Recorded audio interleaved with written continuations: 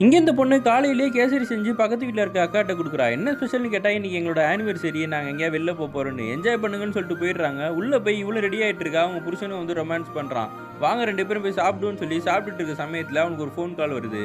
அவன் ஃப்ரெண்ட் ஒரு பொண்ணுக்கு பிறந்த நாள் போல இருக்கு. விஷ் பண்ணிட்டு நம்ம மதியானம் வெளில போலாம் ட்ரீட் இருக்குன்னு சொல்லிட்டு இருக்கான். இந்த பொண்ணு டென்ஷன் ஆயிடுறா. இன்னைக்கு என்ன நாள்லயே மறந்துட்டாரு போல இருக்குன்னு சொல்லிட்டு கோச்சிக்கிட்டு அங்கிருந்து எந்திச்சு போறா. ஏன்டி கோச்சிக்கிறேன்னாலும் சொல்ல மாட்டேங்கிறா.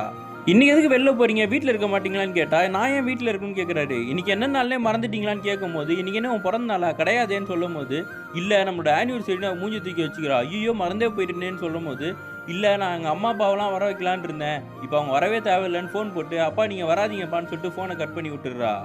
இன்னைக்கு ஒரு நாள் தான்டி அட்ஜஸ்ட் பண்ணிக்க. நான் ட்ரீட்டுக்கு மட்டும் போயிட்டு வந்துடுறேன். ஈவினிங் நம்ம எங்கேயாவது வெளில போலான்னு சொல்லும்போது, இந்த பொண்ணு ரொம்ப உச்சக்கட்ட கோவத்துக்கே போயிடுறா. அப்பதான் இவன் சிரிச்சுக்கிட்டே சொல்றான், நான் உன்ன பிராங்க் பண்ணேன். அங்க பாரு கேமராலாம் வச்சிருக்கேன்னு கேமராவ எடுத்து காட்டுறான்.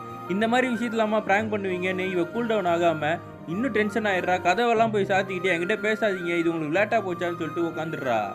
அப்போ இவன் பயந்து போய் பக்கத்து வீட்டு அக்காவுக்கு ஃபோன் பண்ணேன். அவங்க தான் கதவு தொறந்து அந்த பொண்ணை சால்வ் பண்ணி வெளியே கூட்டு வந்து இவன்ட்ட விட்டு போறாங்க. இவனும் கால்லயே விழுந்து என்னை மன்னிச்சிடு. இதுக்கப்புறம் இந்த விஷயத்தெல்லாம் விளையாட மாட்டேன்னு சொல்லிக்கிட்டு இருக்கான். இவன் காலில் விழுந்ததை பார்த்த உடனே நான் அவனை மன்னிச்சிட்டேன். எந்திச்சு இங்கே மேலே வான்னு சொல்றா. உனக்காக கிஃப்ட் எல்லாம் வாங்கிட்டு வந்திருக்கான மோதிரம்லாம் காட்டுறான். இவளும் சிரிச்சுக்கிட்டு இருக்கா. இப்போ என்னோட கிஃப்ட் எங்கன்னு கேட்கும்போது, உனக்கு தானே கிஃப்ட் இங்கே எந்திச்சு வான்னு சொல்லி இவன் வயிற்றுல கையை வச்சு உனக்கு குழந்தை பிறக்க போகுதுன்னு சொன்ன உடனே இவன் ரொம்ப சந்தோஷமா இந்த பொண்ணை கட்டி பிடிக்கிறான்.